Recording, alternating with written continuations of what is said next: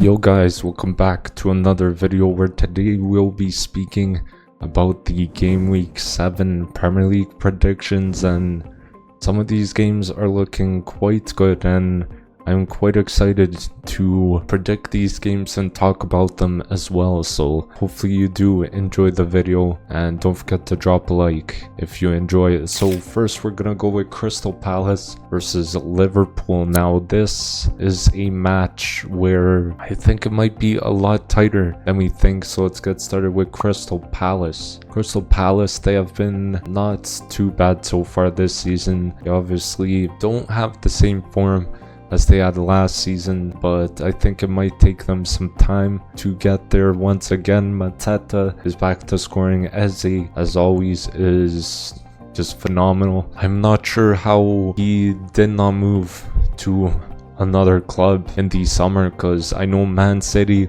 were looking at him and I don't know, he kind of did not move, so he stayed at Crystal Palace, and I think Oliver Glasner will find a way to get results very soon. Moving on to Liverpool. Liverpool have been quite good so far in the Premier League. In their last match, according to when I am recording this, they actually lost against Nottingham Forest 1-0. That was a very surprising loss, but I think in terms of play overall, I think that was just like a one-off kind of loss. So I think they will bounce back once again from that loss, and the front three is attacking and flowing very nicely. Van Dijk is doing very well in the defense alongside Konate, as well Trent creating those chances as a inverted fullback. His passing range is phenomenal. That guy is so good at delivering the ball into the box or just overall passing. Very good player. And Arne Slot is doing quite well at Liverpool in my opinion. And my prediction is gonna be a 2-1 win for Liverpool. Moving on to Arsenal versus Southampton. Now I think we all know who's gonna win this match unless there is a surprise. Let's start with Arsenal. They have had a pretty good start to the season so far. Currently, when I'm recording this, they are unbeaten with 3 wins and I believe a draw at the moment, so that's a pretty good start.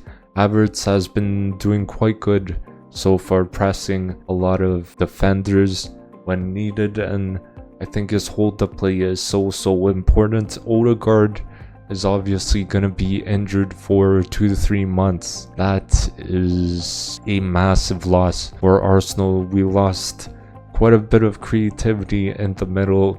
A lot of the play came through Odegaard, and his passing is incredible, his shots, just overall a huge miss for Arsenal. But we're gonna have to probably play Havertz in the midfield and then Jesus up top with Rice and someone else in the midfield. Now Arsenal overall in the Premier League so far have been playing alright, still not the best, so it might take some time as well for us to get there. Southampton, they have been not the best. I don't think they have won a match so far at this current moment, and they came up from the championship, as we all know. Actually lost to Newcastle 1-0, I believe, on their first game of the Premier League, and I think they played quite well. Just Newcastle got the result at the end of the day. I know when I watched Southampton, they actually played quite well. It's just the attack, I think, is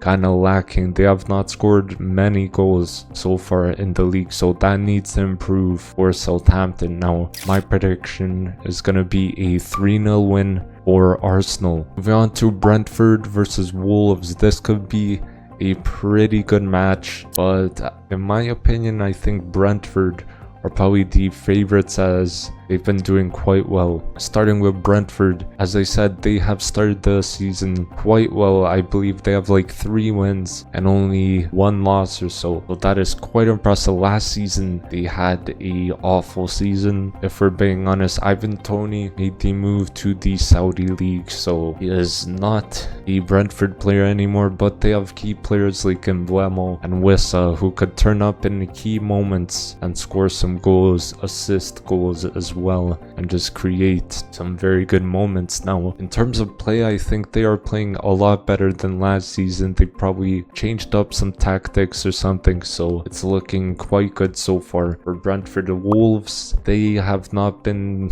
too good. They have not gotten a lot of good results so far. In terms of play, they are doing quite alright, but just they can't get the goals or the results. So Gary O'Neill, he needs to maybe change something up, or just they need to keep playing the same and figure out some stuff. And they lost Pedro Neto to Chelsea, which is a pretty big loss, but I think now they could probably play more as a team. My prediction, it's gonna be a 3-1 win for Brentford. Now, Manchester City versus Fulham. This could be a pretty good match. Man City have been absolutely phenomenal so far, playing very, very well at the start of the season. Usually at the start of the season they are struggling, but now they have started quite well, and Haaland is just scoring goals for fun. At this point, he already has like 2 hat-tricks. At this time I'm recording this, he has 2 hat-tricks in like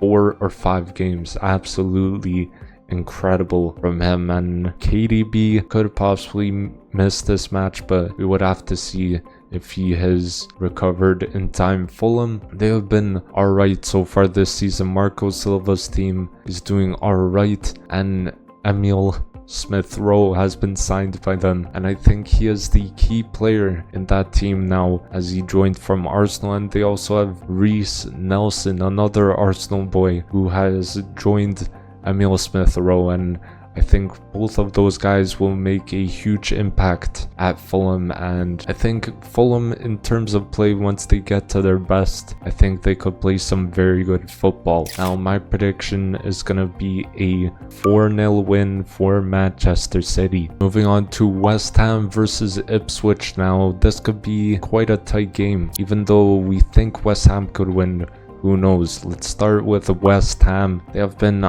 alright so far. They have had, I think, a disappointing start to the season. It happens. They could probably bounce back with a lot of the new signings. I think they will have to give some time to gel, get that chemistry up, and eventually they will start playing well. And Lopetegui is known for his attacking football, so he will bring that to West Ham. Ipswich Town, a newly promoted side from the Championship. They could be one of the most underrated teams that got promoted to the Premier League. Kieran McKenna did a back-to-back promotion from the Liga to Championship to Premier League. That is very, very impressive. They have made many signings as they got the funds for being promoted. I have not seen them play too much, but I think in terms of play, they play quite well. This game could be a rough one, but I think this game will end 1-1 between the two. Leicester City versus Bournemouth. Now, this game could be pretty good. Leicester City, obviously a newly promoted side. They were in the Premier League before. Vardy, he already started the scoring in the Premier League. He just loves scoring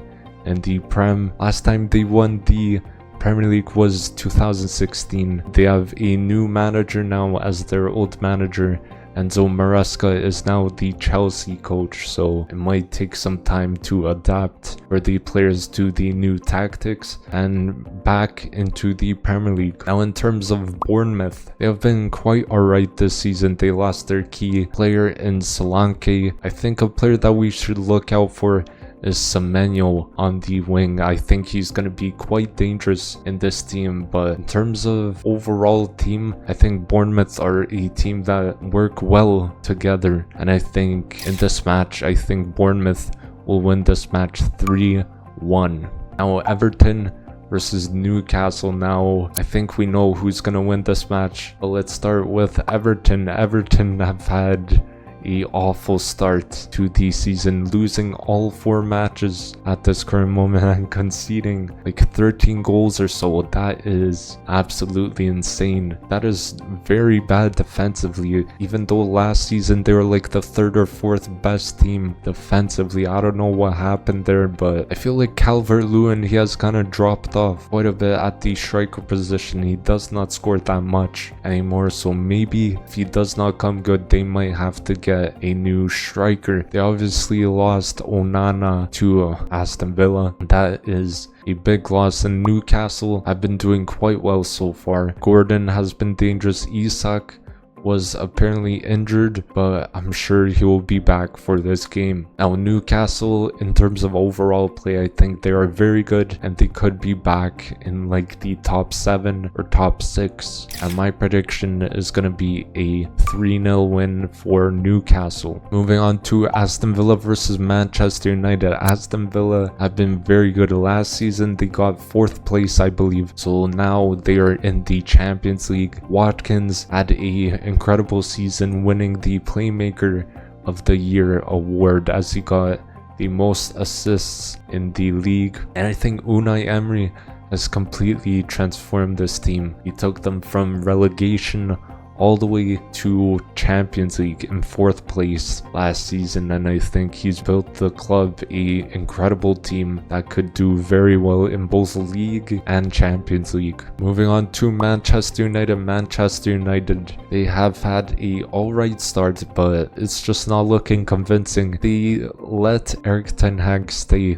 until I believe 2028. That is a interesting decision, even though I know we won like a trophy last season, but the overall play, I don't know, it's not looking too good. They just beat Barnsley 7-0 in the Carabao Cup. I mean, it's Barnsley, so a lot of United fans were happy though that they won by a big score, and Rashford was playing striker. Maybe that could be the move, but they do have a lot of strikers in the club right now with Xerxes and Højlund to be back into the team, so Rashford's probably best position is probably left wing, and my prediction is gonna be a 3-2 win for Aston Villa. Moving on to Chelsea versus Nottingham Forest. Chelsea have been quite alright this season. They, I think, are getting better and better as the games go. In terms of left wing position, I've been saying I don't know if Mudryk should be starting at the left wing position. I think Pedro Neto deserves to start in that position.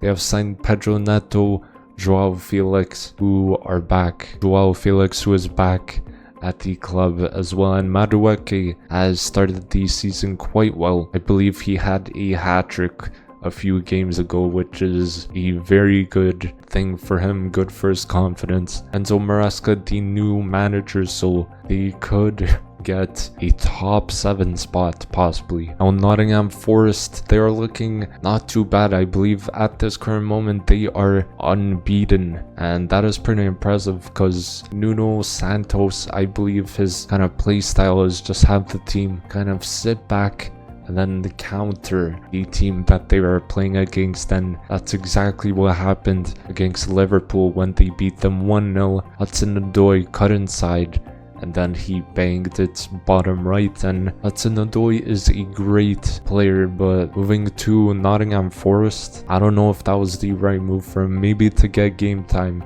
it probably was, but in terms of this game, I think Chelsea will win it 2-1. One of the biggest games this week is Brighton versus Tottenham. This could be a very good match. Starting with Brighton, they've been quite good actually this season, starting quite well. The new manager has them playing very, very good football. Mitoma is back in the team. They sold, I believe, Gilmore to Napoli, so he is gone, but Dunk is still at the team, a very solid center back for the club. And Brighton's always been a team the past few years who has been playing very good football, and I think possibly if they do continue to play well, they could get in the top half of the table, or that's realistically what they should get. Moving on to Tottenham. Tottenham have been not too good. They have not started the season quite that well because the fans are actually not happy about their performances or even results, and they're blaming Angie, and some of them even want Angie out of the club, which is crazy. I would say give him like more time because he just got the job like last season, and we have seen the play from him that he implemented into this team, and personally I think it's looking quite good. Just the results just need to show for it. And Son has, I don't know, we haven't seen too much of him in this season, but they have signed Solanke, who got 19 goals last season, so he is probably the Harry Kane replacement, which they needed a striker with a lot of goals. So can he get possibly 15 goals this season for Tottenham? We will see. I think Maddison, he has not had the best performances in these matches, but maybe if we give them a little bit more time, they will improve in terms of form. So let's see what happens there. My prediction, I think Brighton will win this match 3-1. So thank you guys for watching. Hopefully you did enjoy the video. Don't forget to drop a like. Don't forget to subscribe as well. And I'll see you guys in the next video. Peace.